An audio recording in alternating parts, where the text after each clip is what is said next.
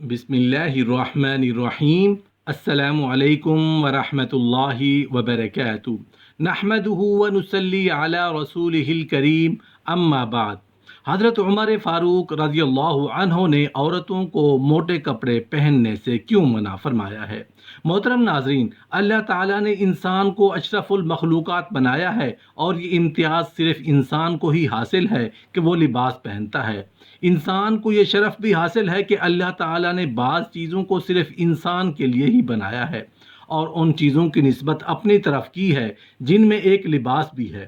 چنانچہ ارشاد باری تعالیٰ ہے، اے بنی آدم، ہم نے تم پر لباس نازل کیا جو تمہاری شرم گاہوں کو ڈھانپتا ہے اور زینت بھی ہے۔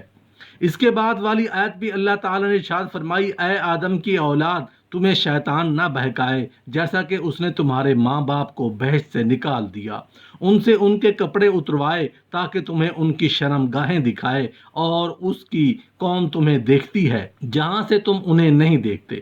ہم نے شیطانوں کو ان لوگوں کا دوست بنا دیا ہے جو ایمان نہیں لاتے۔ دور حاضر کے فیشن نے لباس کے اصل مقصد ہی کو بالائے طاق رکھ دیا ہے۔ اس لیے آج کل خواتین میں ایسے لباس رواج پا گئے ہیں جس میں اس کی کوئی پرواہ نہیں کہ جسم کا کون سا حصہ کھل رہا ہے اور کون سا حصہ ڈھکا ہوا ہے، اور ایسے کپڑوں کا رواج ہو گیا ہے کہ کپڑوں کے اندر سے نظر پار ہو جاتی ہے۔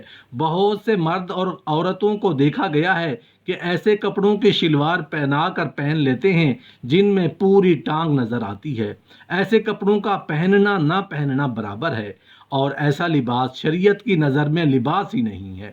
جو عورتیں باریک کپڑے پہنتی ہیں کہ ان کا بدن چھلکتا ہے، یا اس طرح کے کپڑے پہنتی ہیں کہ جسم کا کچھ حصہ چھپا رہتا ہے اور کچھ کھلا رہتا ہے، جیسا کہ آج کل ساڑی اور بلاؤز کا رواج ہے، یا دوپٹہ سے اپنے پیٹ اور سینہ وغیرہ کو ڈھانپنے کی بجائے اس کو گلے میں یا پیٹھ پر ڈال لیتی ہیں، ان تمام صورتوں میں عورت بظاہر تو کپڑے پہنے ہوئے نظر آتی ہے مگر حقیقت میں وہ ننگی ہوتی ہے، اور ان کے متعلق ارشاد فرمایا کہ جنت کی خوشبو تک نہ پا سکیں گی۔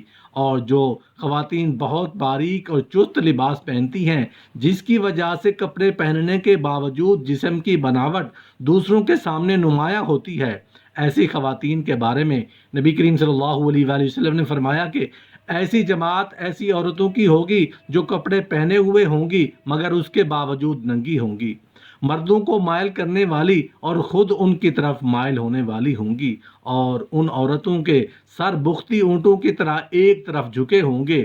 وہ عورتیں جنت میں داخل نہیں ہوں گی، نہ ہی جنت کی خوشبو پا سکیں گی، حالانکہ جنت کی خوشبو اتنی مسافت یعنی دور سے محسوس کی جا سکتی ہے۔ بنو تمیم کی کچھ عورتیں ام المومنین حضرت عائشہ رضی اللہ عنہا کی خدمت میں آئیں۔ انہوں نے باریک کپڑے پہن رکھے تھے۔ آپ رضی اللہ عنہ نے ان سے فرمایا کہ اگر تم مسلمان ہو تو یہ مسلمان عورتوں کا لباس نہیں، اور تم غیر مسلم ہو تو بے شک یہ لباس پہنے رہو۔ معلوم ہوا کہ باریک لباس پہننا غیر مسلم عورتوں کا کام ہے۔ اگر عورت باریک لباس کے نیچے کوئی دوسرا کپڑا جوڑ کر سیے اور پہنے تو پھر اس کا استعمال درست ہے۔ ام علقمہ رضی اللہ عنہ سے روایت ہے کہ عائشہ رضی اللہ عنہ کے پاس ان کی بھتیجی حفصہ بنت عبد الرحمن آئیں۔ اس وقت انہوں نے باریک دوپٹہ اوڑھ رکھا تھا جس سے ان کا گریبان نظر آ رہا تھا۔ حضرت عائشہ رضی اللہ عنہ نے وہ دوپٹہ پھاڑ دیا اور اس کی بجائے موٹے کپڑے کا دوپٹہ اسے پہننے کو دیا اور کہا، کیا تمہیں سورہ نور کے احکام یاد نہیں؟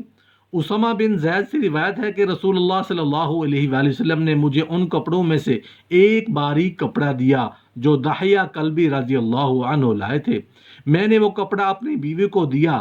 رسول اللہ صلی اللہ علیہ وآلہ وسلم نے دیکھا کہ میں نے وہ کپڑا نہیں پہنا تو فرمایا، کیا بات ہے، تم نے اسے نہیں پہنا؟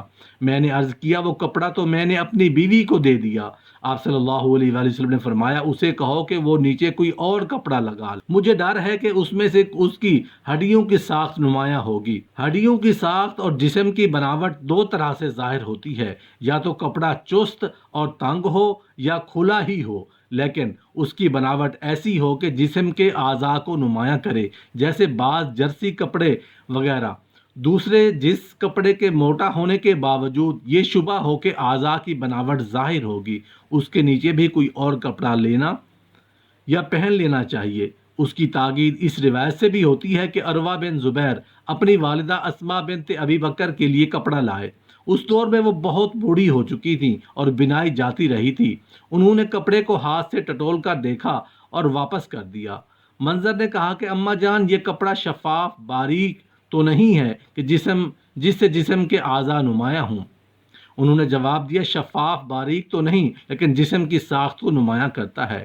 حضرت عمر فاروق رضی اللہ عنہ کے پاس ایک کتانی کپڑا آیا تو آپ رضی اللہ عنہ نے اسے تقسیم کر دیا، لیکن آپ کو اس کے بعد خیال آیا اور فرمایا، خیال رکھنا اسے تمہاری عورتیں جھپٹ نہ لیں۔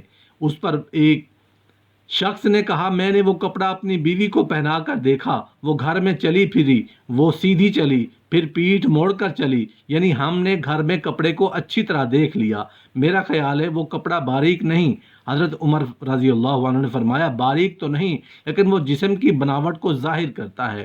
ان دونوں روایت سے معلوم ہوتا ہے کہ بعض کپڑے موٹے ہونے کے باوجود جسم کے خد و خال اور جسم کی ساخت کو نمایاں کرتے ہیں۔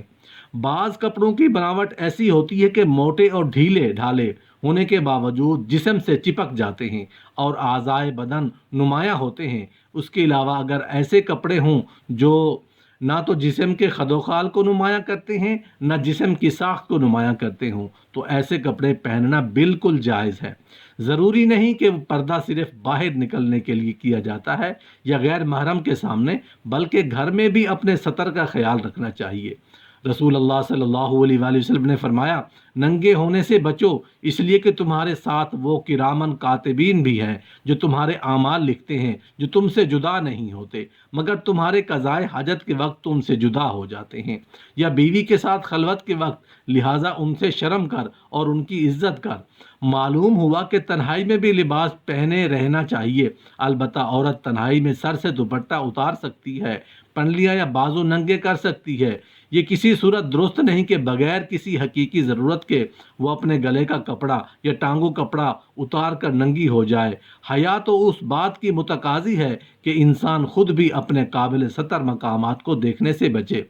لباس ہمیشہ اپنی وسعت اور حیثیت کے مطابق پہنیے، نہ ایسا لباس پہنیے جس سے فخر اور نمائش کا اظہار ہو اور آپ دوسروں کو حقیر سمجھ کر اترائیں اور اپنی دولت مندی کی بے جا نمائش کریں، اور نہ ایسا لباس پہنیے جو آپ کی وسعت سے زیادہ قیمتی ہو اور آپ فضول خرچی کے گناہ میں مبتلا ہوں، اور نہ ایسے شکستہ حال بنے رہیں کہ ہر وقت آپ کی صورت سوال بنی رہے اور سب کچھ ہونے کے باوجود آپ محروم نظر آئیں، بلکہ ہمیشہ اپنی وسعت و حیثیت کے لحاظ سے موزوں، باسلیقہ اور صاف ستھرے کپڑے پہنیے۔ بہترین لباس تقوی کا لباس ہے۔